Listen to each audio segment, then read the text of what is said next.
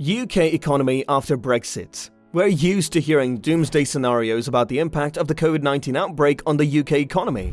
The Office for National Statistics declared the greatest loss in economic production since 1709, 8 months ago. However, the Office for Budget Responsibility estimates that Brexit will cut UK productivity and, as a result, GDP per capita by 4%. But COVID's impact on GDP will be just 2%, with a somewhat lesser impact on GDP per capita. Many experts are saying this will push the UK towards bankruptcy. But is it true? What makes them say things like that?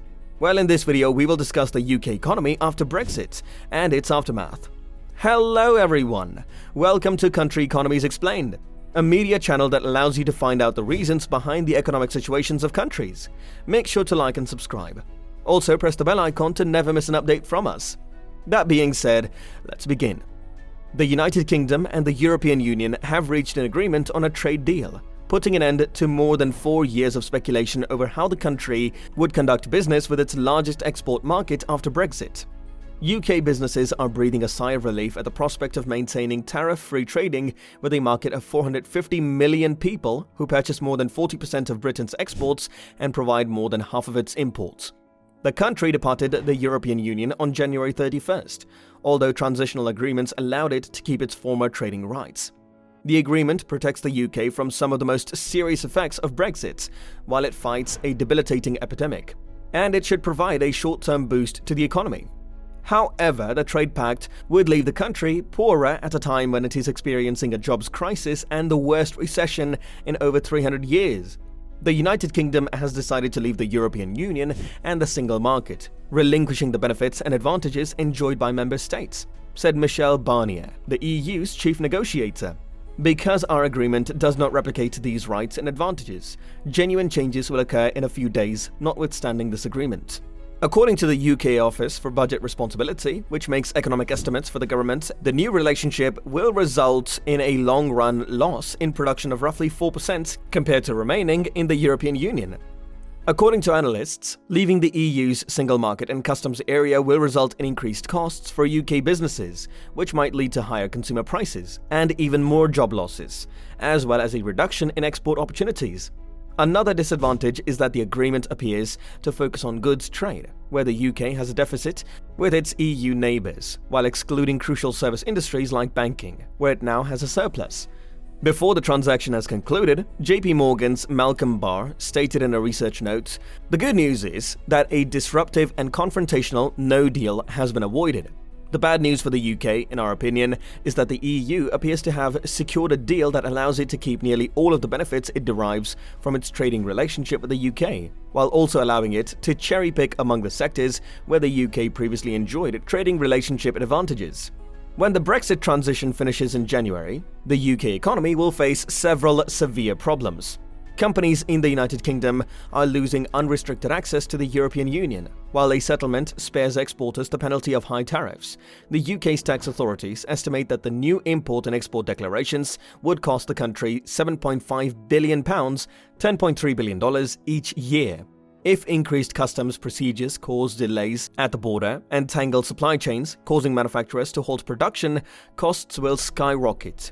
UK ports are already congested, owing to stockpiling ahead of Brexit, with industry organisations representing retailers and food manufacturers, saying that the strain would only become worse after the transition period expires. Honda was forced to suspend production at a large facility in England for 3 days in December because it couldn't receive the parts it needed, even before France unexpectedly closed the border following a warning from UK officials of a new, more contagious coronavirus type. While the government plans to gradually implement border inspections in the next months to prevent suffocating crucial supplies, truckers and transportation businesses are warning of grave repercussions. Rod McKenzie, the Road Haulage Association's head of policy and public relations, warned CNN Business earlier this month that supply chain snafus might prevent facilities from operating. He noted that there might be gaps on grocery shelves. Backups from this week might exacerbate the problem. While ferry ports and the Eurotunnel rail connection have reopened in France, hundreds of trucks were delayed on Wednesday morning as their drivers awaited the negative COVID-19 tests required to travel. Tesco, TSCDY, and Sainsbury's, JSAIY, struggled to keep their shelves stocked with fresh fruit and vegetables. while Toyota, TM, decided to close its UK and French plants early for the holidays.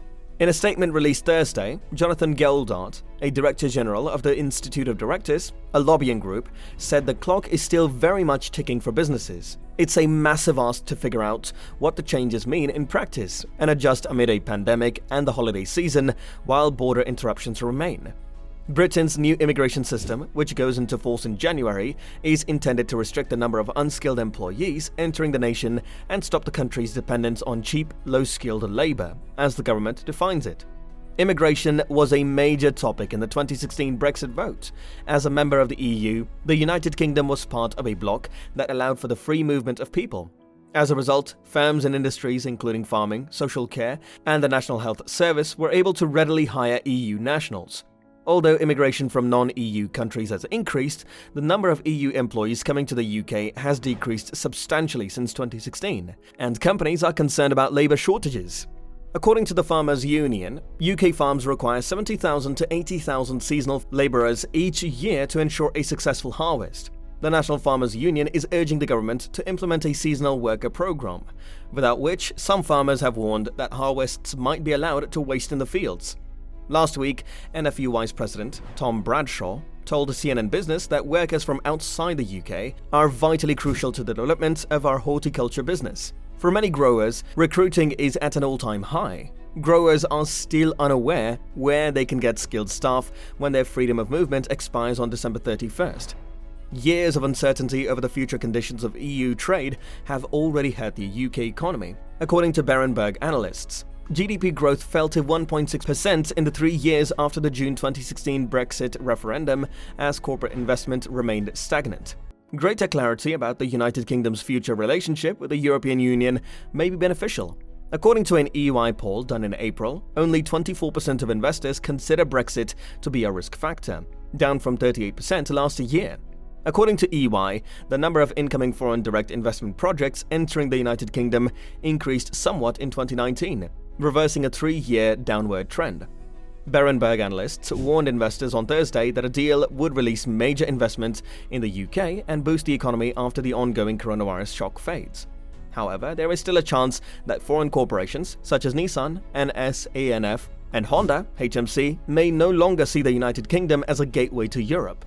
This may be already happening. According to EY, Chinese investment in Europe has surged since the Brexit referendum but has decreased in the United Kingdom. Global banks have begun relocating part of their activities from London to European Union towns. Following the Brexit vote in 2016, fears that London would swiftly lose its role as Europe's financial hub to Frankfurt or Paris were greatly exaggerated.